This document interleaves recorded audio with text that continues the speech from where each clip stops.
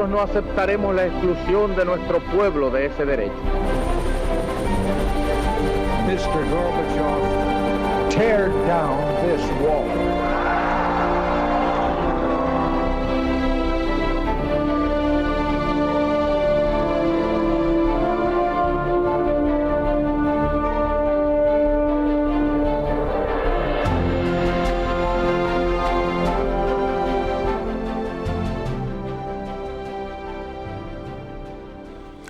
Muy buenas noches, señoras y señores. Bienvenidos a Tiempos Modernos.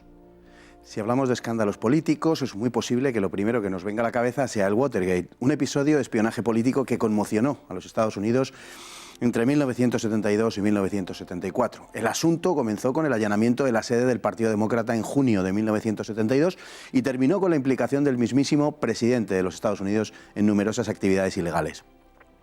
El Watergate lo tuvo todo. Poderes políticos implicados al máximo nivel, periodismo de investigación, medio centenar de encarcelados y una dimisión presidencial.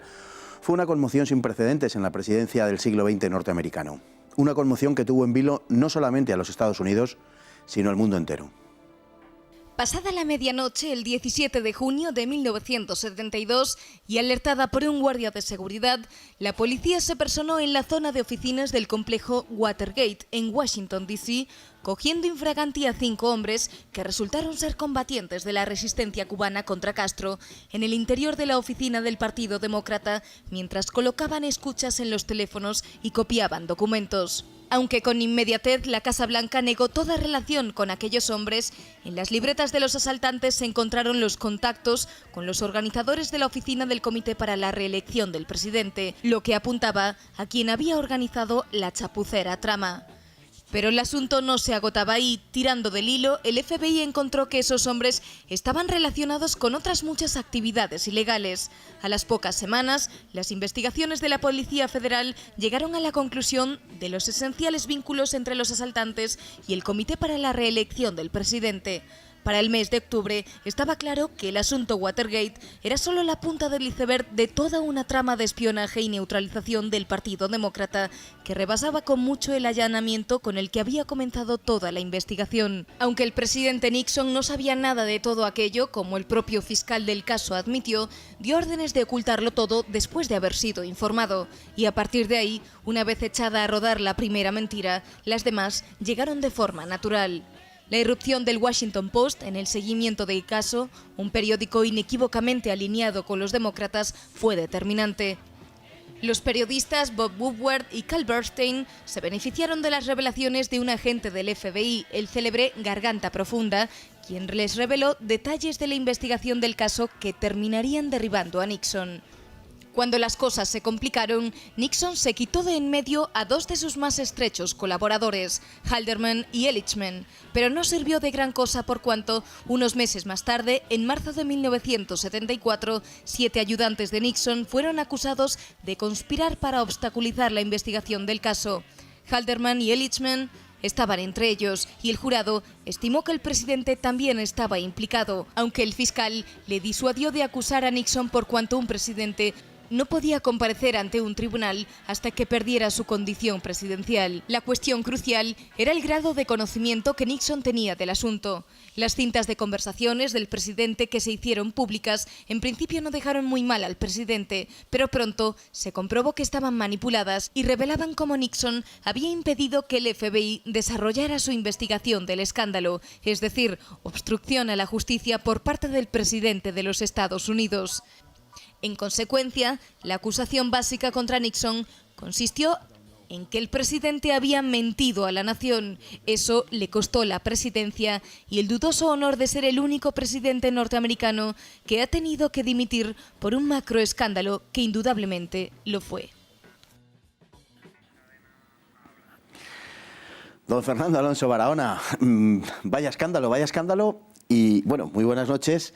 Vaya escándalo y además vaya chapuza, ¿no? Tiene una impresión de chapuza toda esta historia con unos tipos a los que pillan en plena faena porque un guardia de seguridad ha llamado a la policía porque habían dejado allí unas marcas en las cerraduras y luego les pillan además las libretas con las direcciones y los teléfonos de la gente que les ha contratado. Una cosa verdaderamente tremenda. Sí, fue un cúmulo tremendo de errores. absolutamente chapuceros. Para comprender el caso Watergate hay que ponerse en el escenario político del momento, en el enfrentamiento grave y profundo que tenía Richard Nixon con la prensa ya desde los años 50, cuando él había sido vicepresidente con Eisenhower, y en sus luchas políticas que había mantenido hasta esa candidatura presidencial fallida que tuvo contra John Kennedy, que también fue un escándalo que quedó tapado, puesto que aquellas elecciones hubo 2 estados que se manipularon las cifras, el resultado fue muy igualado, pero hoy se ha demostrado que el equipo de Kennedy hizo trampas con docenas de miles de votos en 2 estados cruciales, es decir, realmente él hubiera perdido las elecciones. Junto con ese estado de cosas, hay que recordar que todos los presidentes de Estados Unidos del siglo XX han escuchado, han grabado conversaciones. Roosevelt estaba encantado con aquello. El que se inventó además el grabar todas las conversaciones de la Casa Blanca fue Roosevelt. Truman y Eisenhower también lo sabían. Y bueno, pues del equipo de Kennedy y de la manera de llegar a la presidencia, pues se pueden contar libros y muchísimos más escándalos. Nixon llega a la presidencia en el año 68 con un resultado muy ajustado. Él gana a Hubert Humphrey por muy poquitos votos, y además había un tercer candidato que era Wallace, un demócrata segregacionista que también se llevó unos cuantos cientos de miles de votos, de tal manera que parecía un presidente que estaba ahí en la cuerda floja, pero sin embargo hizo una política exterior arriesgada, consiguió encauzar la guerra de Vietnam y procurar que poco a poco Estados Unidos fuera saliendo de una manera ordenada, y eso le llevó a obtener un resultado espectacular en las elecciones de 1972, justo estas que provocaron este caso. Y Nixon autorizó, de alguna manera, no este caso en concreto, sino ese equipo de investigación privado, que lo tenían todos los presidentes de Estados Unidos del siglo XX, porque en el año 1971 se había producido un robo, una filtración de documentos secretos del FBI y documentos secretos del Ministerio de Defensa que implicaban toda la política exterior de defensa de los Estados Unidos de los 3 presidentes anteriores. De tal manera que ante ese escándalo, que se filtró por todos los medios de comunicación, el presidente ordenó o autorizó que un equipo de investigación secreta pues, se dedicara a algunas actividades que pudieran resultar pues, un tanto discutidas. Bueno, eso es una de las claves, que el problema está en que desde la Casa Blanca se apuntaba y finalmente se demostró que se amparaban determinados, bueno, prácticamente todo tipo de ilegalidades referentes a cuestiones políticas que no estaban ordenadas directamente por el presidente. Quizá luego podemos ir a eso, pero que en todo caso su entorno sí que las llevaba a cabo, y eso quizá fue lo más escandaloso, junto con la mentira a la que luego hablaremos, ¿no? Sí, porque realmente el hecho fue menor en sí. Cuando el presidente Nixon se entera, dice: esto es un robo de tercera categoría. Sí. El problema es que, aunque él no lo sabía, y sí que está demostrado porque el propio fiscal que investigaba el caso lo reconoce, y aparte es lógico pensar, puesto que es un tema muy menor, que en una sede de un partido del Partido Demócrata, en unas elecciones que estaban ganadas, el presidente supiera ese detalle. Pero estaban detrás varios altos cargos del gobierno de Nixon, y sobre todo los 2 que han sido citados a la presentación, su jefe de gabinete. Y el encubrimiento de aquello, pues Nixon cometió el error de casi todos los políticos cuando descubren algo que afecta a su partido, aunque en Estados Unidos los partidos no tengan la importancia que tienen en Europa, que es que se vio en la obligación de tratar de encubrir aquello porque pensaba que no iba a suceder nada.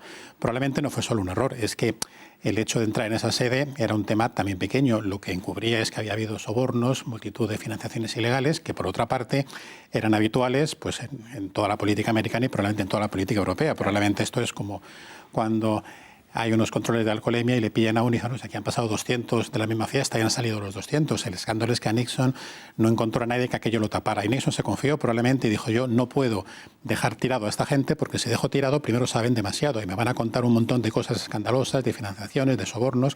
Recordemos que su vicepresidente, Spiro T. Agnew, también había tenido que dimitir muy pocos meses antes por un caso de corrupción.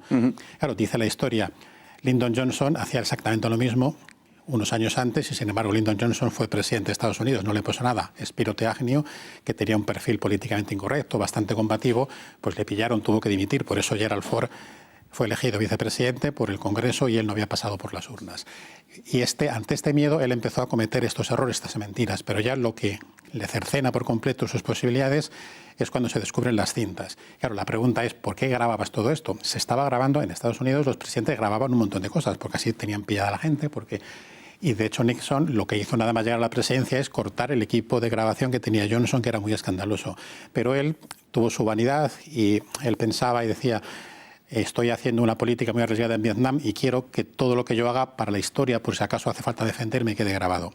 Y entonces él, es decir, no es que le pusieran a él un micrófono, sino que él grababa todo aquello. Y la tercera cosa que le hundió, que es una cosa que es simbólica, pero que es lo que le hundió realmente el apoyo, porque no olvidemos que el Watergate estalla en junio del 72, las elecciones son unos meses más tarde y Nixon consigue una de las victorias más espectaculares de la historia de Estados Unidos contra el candidato demócrata McGovern, es decir, no tuvieron ninguna influencia.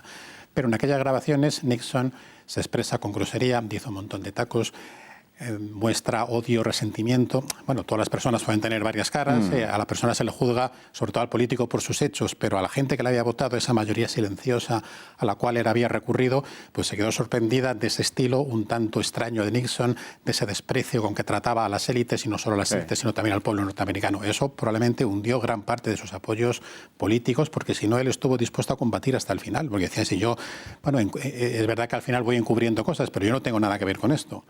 Y eso fue lo que acabó con su presidencia, la mentira y esa imagen distorsionada y una imagen totalmente rota de lo que había sido un presidente que no había sido muy popular como Kennedy, pero había obtenido un resultado muy grande y estaba haciendo una gestión realmente notable.